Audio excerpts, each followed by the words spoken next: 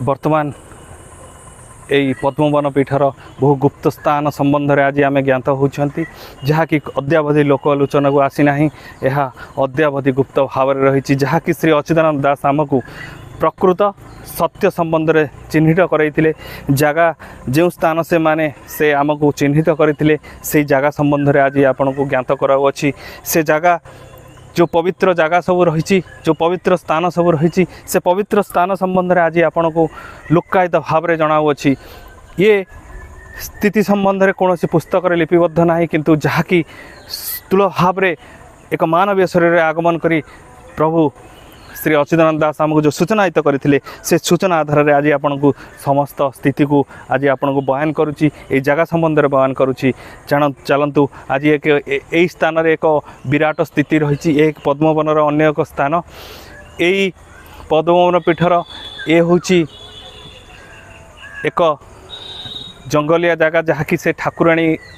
मंदिर पछपटे रही जहाँकि आम जो कूदटी कही आपन को जो 21 दिन यज्ञ हम एवं से यज्ञ द्वारा ही पृथ्वी ध्वंस होता 2012 मसीह जहाँकि अद्यावधि जुग संहार लीला भाव में वर्तमान अग्रसर कराऊँगी यही जुगध्वंस लीलार जितेबाला परिसमापन होता श्री जगन्नाथ को जो दारू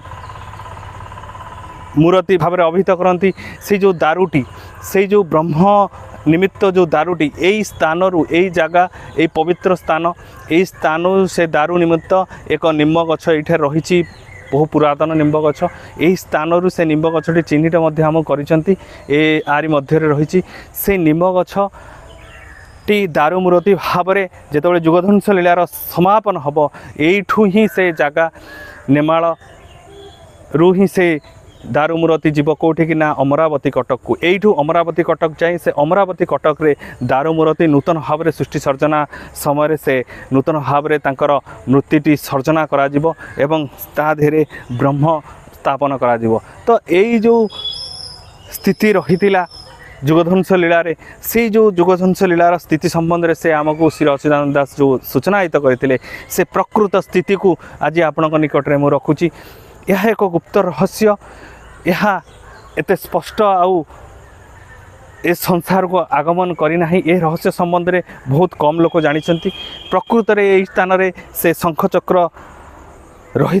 से निम्ब गछटी रही एवं से जो स्थानटी जो चिन्हित करा जाइथिला से स्थानटी यही स्थान में अवस्थापित होइछि तेणु आपण माने जानतु यह गोटे पवित्र स्थान एवं यहीठारे दारू मूर्ति निमंते जो दारू रही अछि ताहा गुप्त भाव में यहीठारे ही रही अछि एति कही रहउछि ए गुप्त